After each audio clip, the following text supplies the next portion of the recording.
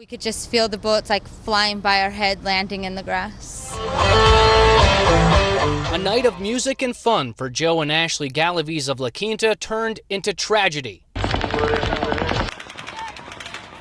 And then somebody's like, someone got shot, and then just bullets were flying everywhere and ricocheting off the metal railing and on the stage. So we dove down. Ashley is a medical assistant and used her training to try to save a woman who had been shot in the face. I ran over there and I could just see that she was covered in blood. I just dove onto her and was putting pressure on her face. But in a matter of seconds, as bullets rained down, the couple had to make the toughest decision of their life. And my husband just had to say, we have kids, we need to go, and I didn't want to leave her.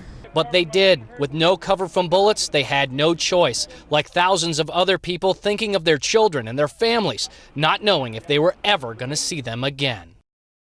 As the nightlife begins to re-emerge here in Las Vegas, the Strip does begin to come alive, but not here. Not close to the Mandalay Bay, not close to this enormous crime scene that investigators continue to work. Bullets fly over the Las Vegas Strip during the Route 91 Country Music Festival near the Mandalay Bay. Margaret Nieto and Samantha Hernandez of La Quinta didn't realize they were gunshots at first. 20 seconds later, it all just started firing. We ducked and we both looked at each other and we just ran. We were literally running, and as we're running through to the exit, people were flying into the food vendor trucks. As bullets flew and people dropped to the floor with gunshot wounds, more than 20,000 people were searching for shelter but didn't know where to go. And we booked it down and we ran past Hooters, and at that point I felt like the shots were right behind us. I mean, you could still hear them very loud and clear. Even in the chaos, people still came to the aid of folks in need to keep people from being trampled. You have people running, bumping into you and apologizing at the same time. So, everyone was just telling, everyone to be calm, run together, there's strength in numbers. As the shock of the event wears off, the healing, both physical and mental, begins. One thing I heard time and time again from Coachella Valley residents is when they were in their moment of need, complete strangers, whether they were from Las Vegas or from parts unknown, came to their help in their hour of need. Reporting in Las Vegas, I'm Joe Galli. Well, residents and tourists alike are coming together and mourning the loss of the people who were killed and injured during that Sunday night massacre. We have continuing coverage tonight live from Las Vegas. News Channel 3's Joe Galli is there with our live mobile newsroom after talking with people who never thought this level of violence would ever happen on the Vegas Strip. Joe. Well, Karen, the shock of the moment has begun to wear off for a lot of people here in Las Vegas. That means they're beginning that grieving process, and part of that grieving process, it seems to involve a lot of prayer. I've seen prayer circles all across the Las Vegas Strip, including right here on the corner of Sahara and Las Vegas Boulevard, where you can see this large candlelight memorial that's been set up, and it's been growing progressively throughout the day. You can see people setting up candles, leaving flowers, leaving balloons, and writing messages to loved ones and to people that are complete strangers, just asking for folks to pray for Las Vegas. FBI investigators continue to comb the massive crime scene on Las Vegas Boulevard, surveying the area and looking for clues. Tourists continue to look at the crime scene in disbelief of what occurred. I'm actually kind of shaking because it's very eerie just to see people from all over to televise this because it's such a tragedy. So it really is. I'm surprised I can even talk. I just want to cry. It's very, very sad. International media has descended on the Strip. Memorial candles on the ground are next to cables running lights and cameras. As the details of this massacre travel across the globe, knowing people come from thousands of miles away to visit Sin City. You want to pay your respects even though it's 4,000 miles away where we live. You just feel like you were in the middle of something. A memorial on the median of Las Vegas Boulevard slowly grows. People need to be escorted by police to drop off flowers or light candles, since that spot is technically in the crime scene. Well, that's the first candle that's been lit there. Why was it important for you to do that? We feel like that. We want to share our feeling with the family. Billboards across the Strip broadcast the need for blood donations. The demand is high, with more than 520 people injured, but lines to give it are long.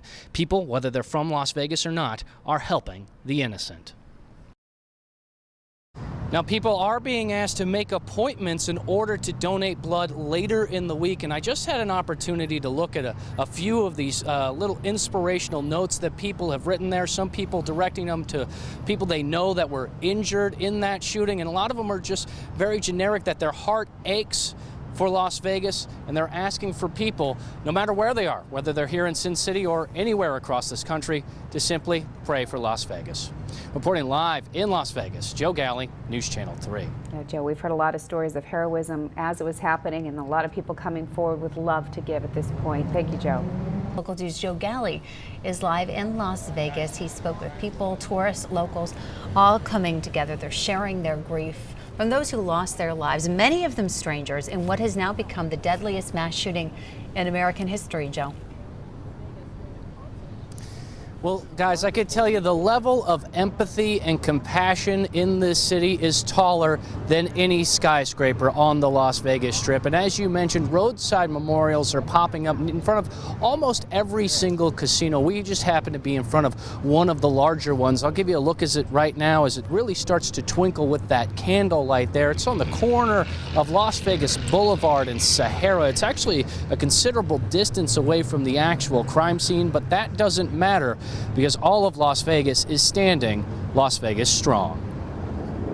Lee and Mike Lasky have been living in Las Vegas for 30 years. They were the first to light a candle on this roadside memorial on Las Vegas Boulevard across from the Luxor, with the gravity of this terrible situation still sinking in. Should be somewhere else, you're right. Could happen anywhere, you know.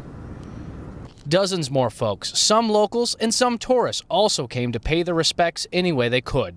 We were here and we love it here, and do you know what? It was about celebration. It was garlands, it was people had gone to the festival to have a good time, to party, and we just felt it was really important that while we were over here we did something from England, really. As investigators continue to survey the crime scene around the Strip, there are billboards on every casino asking folks to donate blood to help the more than 520 people injured. We were actually thinking about donating blood. We're from Michigan, but because the lines were so long, we couldn't do that. People are being asked to make appointments to donate blood later in the week.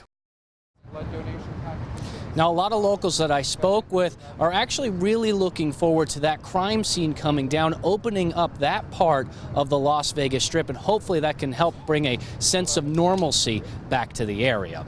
Reporting live in Las Vegas, Joe Galli, CBS Local 2. Joe, thanks to you and CBS Local 2 photographer Dante Walker. Well, Karen, before we get to that, let's get the updates from the Las Vegas Strip. Las Vegas Boulevard has been reopened. It's been a crime scene ever since the shooting on Sunday night. So to have this main artery back open is starting to make things feel just a little bit more normal here in Las Vegas. In 50 patients, 60 patients, 70 patients. I couldn't even tell you how many patients at that moment. Minutes after bullets rained from the windows in a room at the Mandalay Bay. Controlled mayhem, I would say. It was just probably 150 staff, people working between doctors, nurses, scribes, volunteers. People rushed and were taken to local hospitals, including here at Sunrise Medical Center, which is less than 3 miles from the crime scene. Some patients that are critical you can stabilize. Some patients that are stable become more critical. It's a fluid motion. It's not static. It's very dynamic. Changes every second. Dr. Stephanie Davidson organized the OR to make sure the most dire got the care they needed first, a task that was incredibly difficult to do. Our team, I mean every single person from a surgeon to a housekeeper, performed and did exactly and what they were needed to do, above and beyond what anyone could have asked from them. You didn't even have to ask people to do things. Everything was just occurring, getting done. Lord, we pray that you would heal the broken hearts that are here today, God. Outside the hospital, back on the Las Vegas Strip, candlelight memorials grow, and people huddle together in prayer, relying on faith to get them through this trying time. Now, Dr. Davidson did tell me that in her professional opinion, there's still a lot of people who are in critical condition, and it would not surprise her if the death toll were to rise. Reporting live in Las Vegas, Joe Galli, News Channel 3. A moment of absolute terror, bullets raining down during a country music festival. One woman, her one thought after being shot is to get home to her 3 children in the Coachella Valley. Alexis Arias was enjoying the Route 91 Music Festival with her husband and her cousin until bullets started to fly. We dropped to the floor, and within like the first minute of being down on the ground is when I received my bullet wound. The bullet entered her upper thigh. As I was screaming, it's in my thigh, it's in my thigh. So I knew where the impact was, but I instantly felt it throughout my whole leg, and my leg was of no use to me. I couldn't move it at all. It was complete chaos as her husband applied pressure to the wound and the three ran for cover. I had almost that tunnel vision of just getting to the bleachers. 5 steps, 6 steps more, we get to the bleachers, we throw ourselves under, and I just start crawling. And my husband's behind me, my cousin's to the left of me. My husband's still applying pressure. Arias says she survived thanks to the help of so many people who instantly rushed to her aid. I remember hearing people say, oh, I'm a firefighter, oh, I'm a nurse, oh, I'm a Marine, so people were coming to aid immediately. They were helping my husband and cousin carry me. I had like 4 or 5 people on me at all times. In the turmoil of this terrible moment in her life, Arias thought of getting home to her 3 children in Indio. But what happens in Vegas sometimes comes back with you. Yeah, the bullet remains inside of me. It's still in you right now? Yeah. Is that just going to be in there now? It's just going to be in there now. It's in an awkward position. It's near my tailbone, and it's behind a lot of my guts, they say, so it would be too much trouble to try and take it out. Arias isn't sure when she's going to be back to 100% or when she's going to be able to get back to work, but doctors are hopeful that she could be back on her feet without a walker in just a couple weeks. Reporting in Las Vegas, I'm Joe Galli. At these roadside memorials along the Las Vegas Strip, people continue to write well wishes to those who were injured in that mass shooting. One of those who was injured, an Indio teacher who survived with the help of her husband, her cousin, and numerous Good Samaritans. It's a gunshot wound. People heal from this, People recover from this, and as long as they don't come closer to me, I'm okay. Alexis Arias was shot in the upper thigh. Her pelvis was cracked. Her husband, her cousin, and Arias rushed for cover as bullets rained down from the Mandalay Bay Hotel. If you would have told me that they were 5 feet away from me, I would have believed it.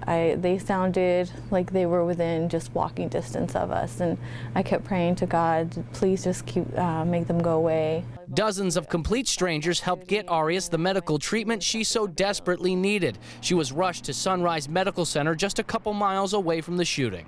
I heard people coming in worse situations, so in a weird way it calmed me to know that they were working on other people who needed the help, and that it calmed me to know that they judged I was okay. Arias is recovering faster than she thought she could. She can stand and walk with the help of a walker. It's thoughts of her 3 children back in Indio that have kept her going, plus the love and support of so many co-workers and students she's known over her 10 years teaching and coaching. Just beautiful that they've all kept me in their hearts and thoughts. And my students, I have students back from when I was 19 years old just coaching who reached out to me and sent me their well wishes. Arias says the medical professionals in Las Vegas have been top-notch and relentless in getting the hundreds of people who were injured the care that they need. The nursing staff here, they've been more than just, nurses. They've been friends. Alexis Arias returns home to the Coachella Valley today, and one thing that she's going to continue to do throughout her career as a teacher is teach her students that they can stop hate with love. Reporting in Las Vegas, I'm Joe Galli.